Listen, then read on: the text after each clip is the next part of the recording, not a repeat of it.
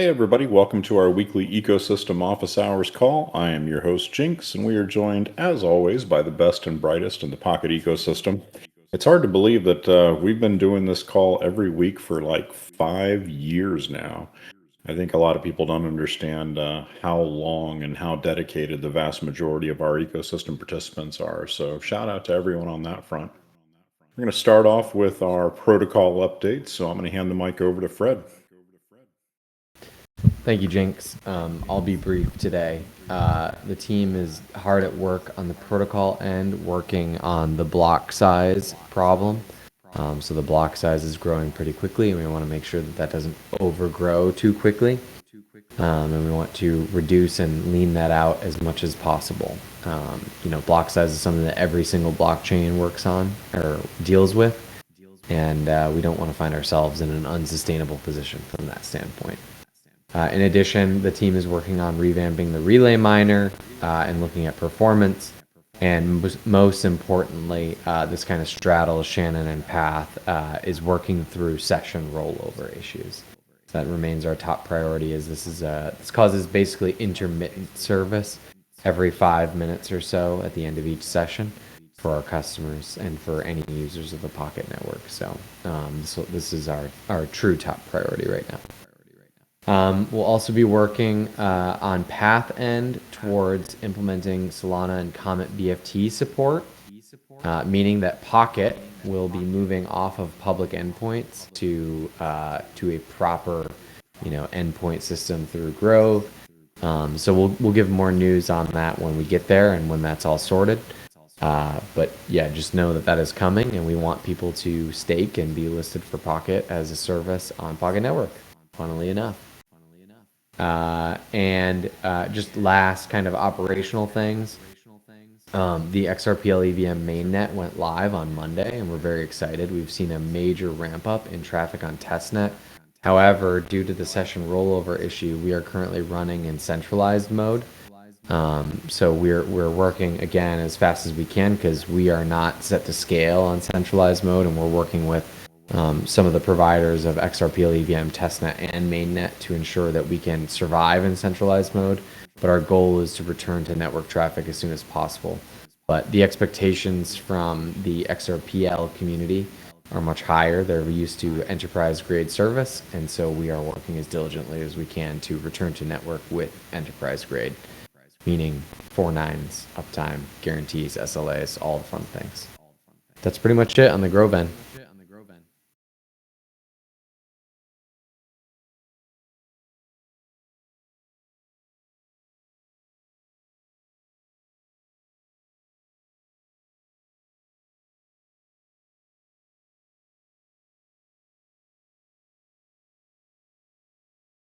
Jinx, you may be muted.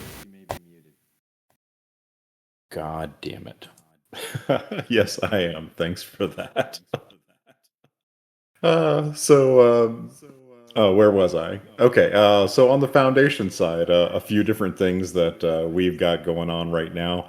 First, we have launched not really we, I guess, Pancake Swap reached out to us and offered for Pocket to be one of their day one pairs on their new Solana-based DeFi pools. So we do have that up and live now.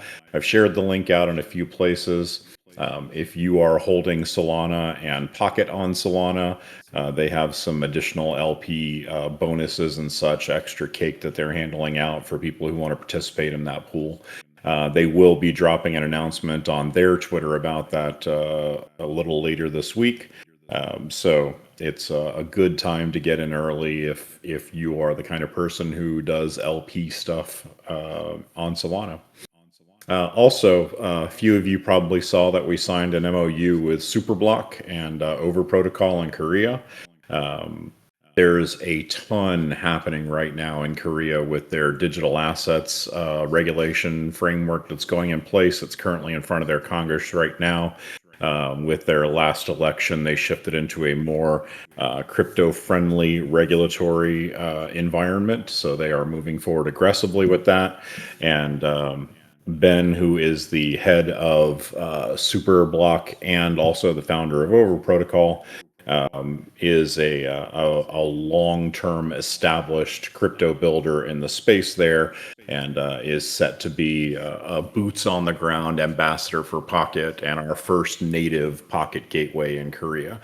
So we want to make sure that we are not just, an exchange token there, but an actual boots on the ground product that's being used to drive traffic for the long term. So we're really excited about that. Suede from the community, you've probably seen those links going around, is asking for additional participation in their user surveys for people who do DeFi trading. We are in the process of building a central DeFi dashboard for all of the various Pocket implementations. That also includes an integration of the Axelar gateway that will be built for Pocket.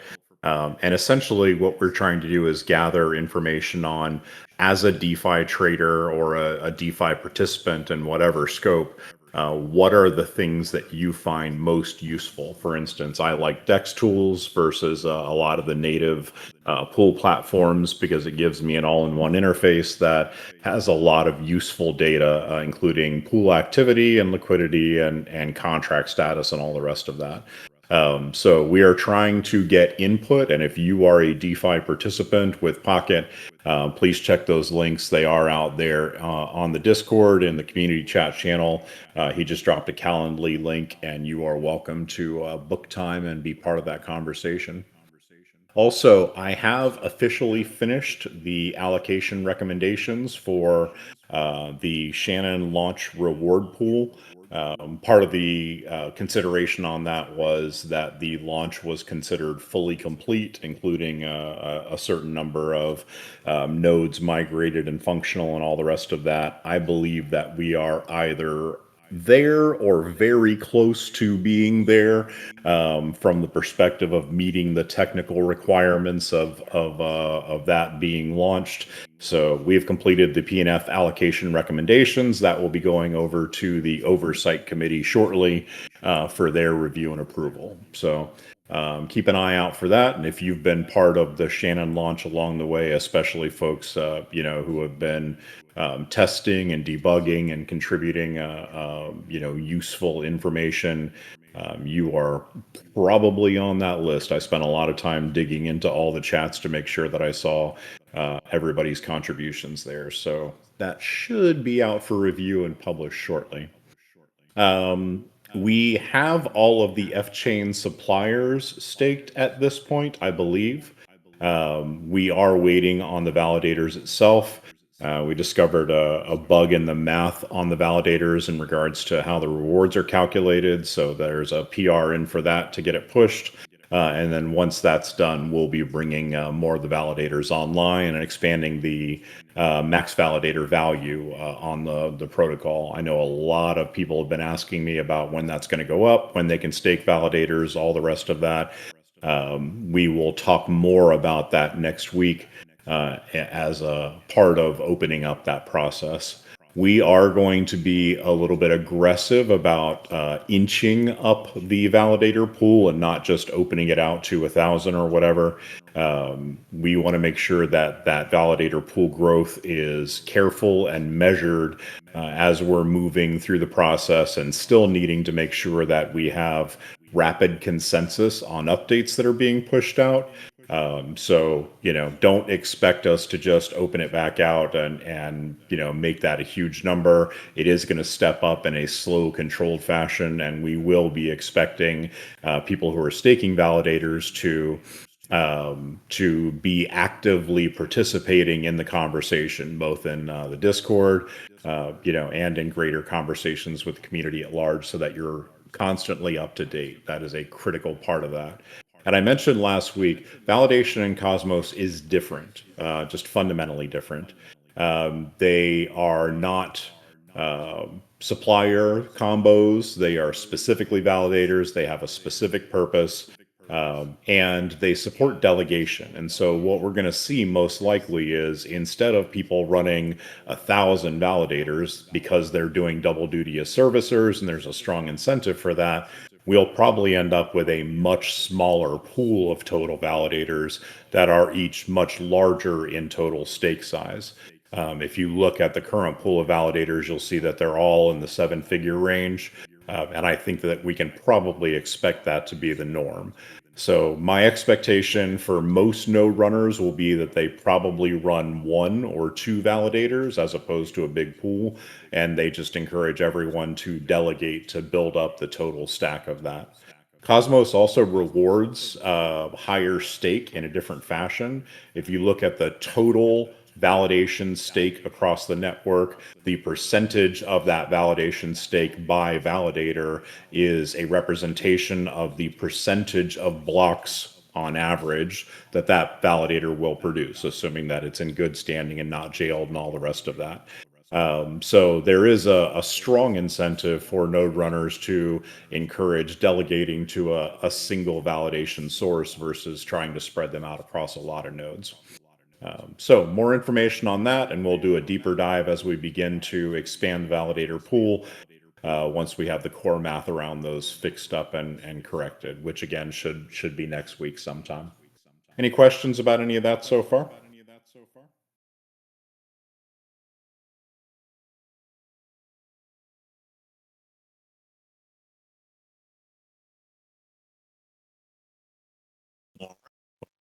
I think that's everything that we had on the fixed agenda.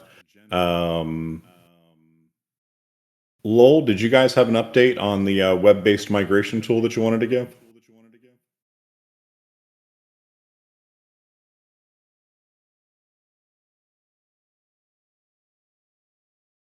Yes, basically we are testing some functionalities and changing some of the README and final revision of the code to make it open. That's basically like from our side. We are also trying to integrate with Betanet because we migrate mostly all of the mainnet nodes on our side. So we're gonna have an integration with Betanet to test that everything is good and roll it out. Beautiful. And NodeFleet has advised that they are going to be open sourcing that. So that will also be the functionality that's included in the web wallet. We expect all of that to be wrapped up very soon. Obviously, we'd hoped to have some of these functions rolled out a little more quickly than they have, but that's software engineering, folks. Sometimes priorities and timelines change based on what you find and bugs that you discover along the way. So stay tuned. It is coming. And on that front, I think we've covered everything that needed to be covered from a provider perspective. So, floor is open. Questions, comments, compliments, complaints?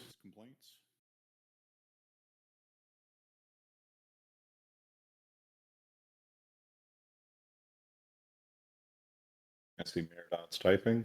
Oh, what is the plan for governance? Good question. Yeah, since like you're actually closer to it than most, I would assume.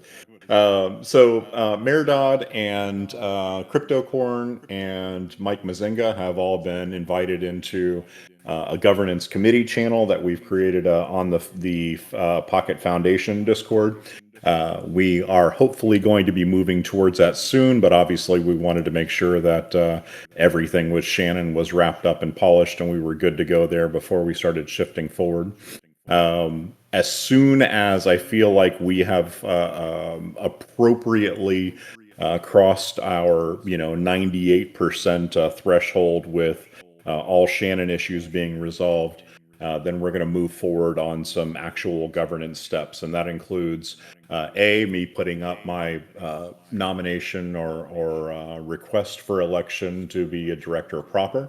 And then we're going to start actively working with the governance committee to do two things.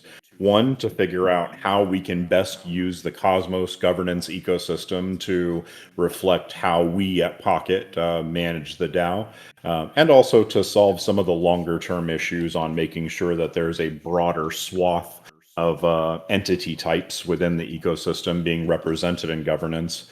And then B, we have the gargantuan task of updating all of our old docs.pocket.network, which are I mean, a fucking hot mess. There's not really any better way to describe that. They have been in various stages of editing across various stages of strategy for a long time, and including, the actual directions and instructions and guidance on governance. I think there's like three different sets of governance documents that are contained within there, and none of them are particularly accurate. And currently, of course, our forum system is broken entirely. You literally cannot create a new user on there, even if you are an admin. I have tried to work around this multiple times, and it is just broken as hell. So, first and foremost, we want to get the forums migrated into the core or core forum system that most of the other Cosmos chains use. Merdad has an application that allows for exporting from Discourse into another system. So we're going to be able to preserve a significant amount of the previous forum history in changing forum platforms. And then we'll be working on our system for how governance works there. And I don't want to really get too much into the vagaries of that. We'll create an actual post around that because it's too complex of a topic to just lightly touch on here in a voice call. We want to outline what our goals are and what things we hope to preserve and what things we hope to change along the way. Primarily who has representation and how. We have had a very one-sided set of governance for a long time, so we have to make it easier for other entity types within the ecosystem to be able to participate as well. That's going to be one of the priorities. But all of that will be starting very shortly. Other questions? Or additional comments?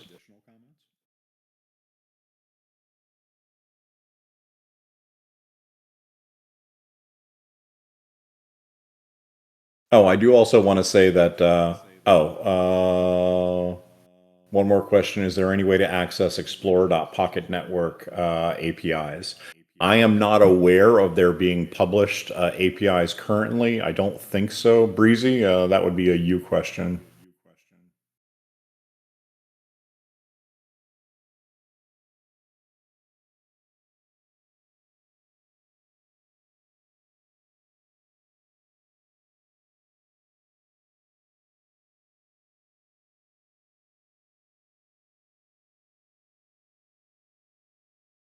Well, it looks like Breezy is stuck muted at this point, so um,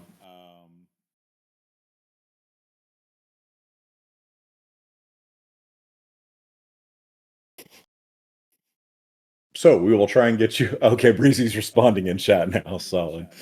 Um, but part of Explorer.Pocket.Network is, or part of the work that's being done there is getting that into a better condition for broader use. So I would be willing to bet that yeah, there we go.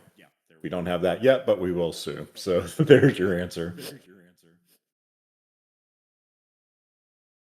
Also, on the previous topic, if you have experience working with document management and/or content management, if you're someone who's worked with large scale content before, we are still seeking help on getting the docs.pocket.network stuff all transitioned over. And part of that is going to have to be evaluating the content that's there and moving the stuff that's important and dumping the stuff that's not. So that will be, I'll be looking for more people who want to help out with that as well. The rough plan around that essentially is going to be to take what's at dev.pocketroll.com right now and move that into the new docs.pocket.network and then begin building out from scratch versus trying to dig through all of the mess of docs.pocket.network and make sure that it really is actually accurate and up to date. And I think over the long term, we would like to have, some folks who are sort of on contract or on call to stay on top of that. Our docs have never stayed up to date, and they've always been just sort of half-assedly done since the beginning. I mean, when they first launched, they were great, but they started getting out of date very quickly. That's something that needs to be handled for the long term. So, if you're interested in doing some heavy duty content management, please feel free to reach out. Other questions?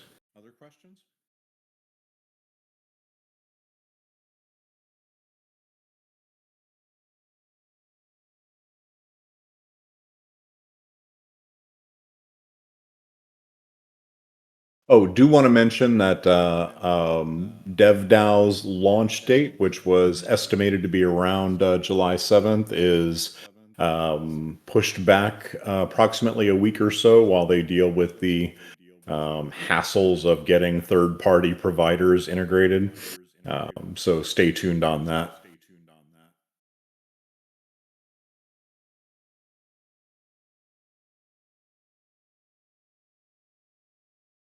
Yeah, man, Stripe's a pain in the ass. Believe me, I get it.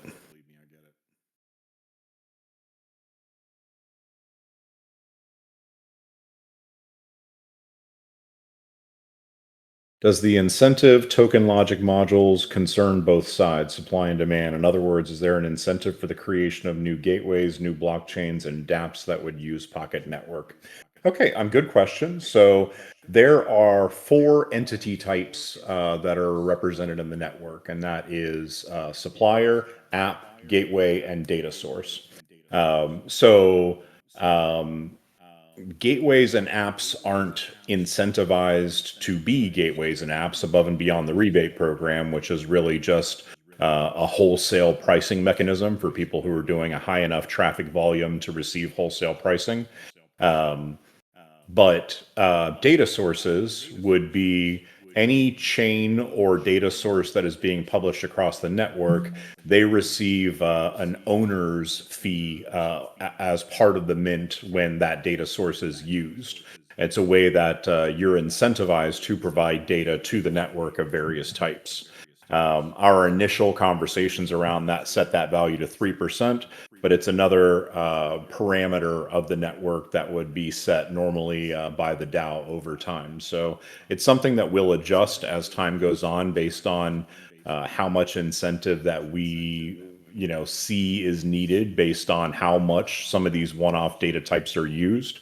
And the thing is, we want to have a broad horizontal swath of both apps and data sources.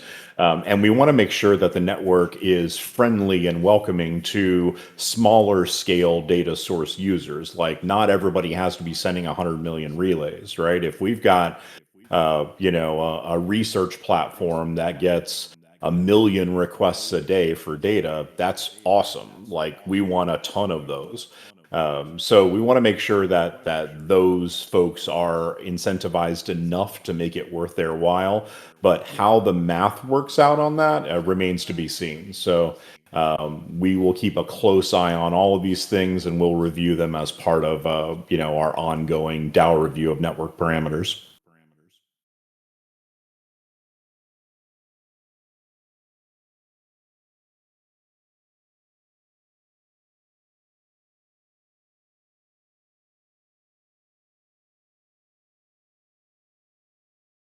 Other questions? Oh, in the meantime, someone's trying to scam me into imitating Bruce Yen. Let me tell you, and I will state once again for the record, um, I will never DM you out of the blue. Neither will Bruce or Jerry or anyone who is, associated with leadership of any of the principal groups here. Um, if we, in most cases, if we need to be in a DM with you, we will tell you to click on our username within the Discord itself, and you start the DM so that you know who you are talking to. I can guarantee you that every single DM you're getting out of the blue from one of us, quote unquote, is a scammer who is trying to drain your wallet. And I will emphasize this over and over again in these calls as needed. You do not need to connect your wallet to some random website to claim things or do things. We have a single browser extension that is supporting the migration. That's Soothe Vault. We have our web wallet, which is on the Pocket Network domain, and that's not pocket-network.app. Some shit, whatever. That's literally on the Pocket Network domain. So please practice good OPSEC. Pay attention to who you're talking to. Check the usernames. Pay attention to the links that you're being sent. Check the domains. In crypto, it is always PvP. There are people who are out there who want to take your shit. So, yeah, check mutual friends and servers. That is a great one. If you're getting a message from me, quote unquote, and we've talked before and you don't see the history of that conversation, it's not me. I cannot possibly emphasize this enough. I have been ripped off and scammed before. It happens to everybody. It can be an expensive lesson. Please don't learn the hard way.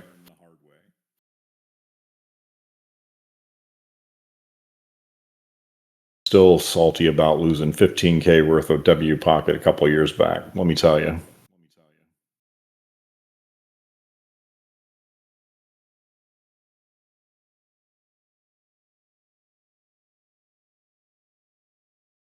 Other questions, comments, topics of interest?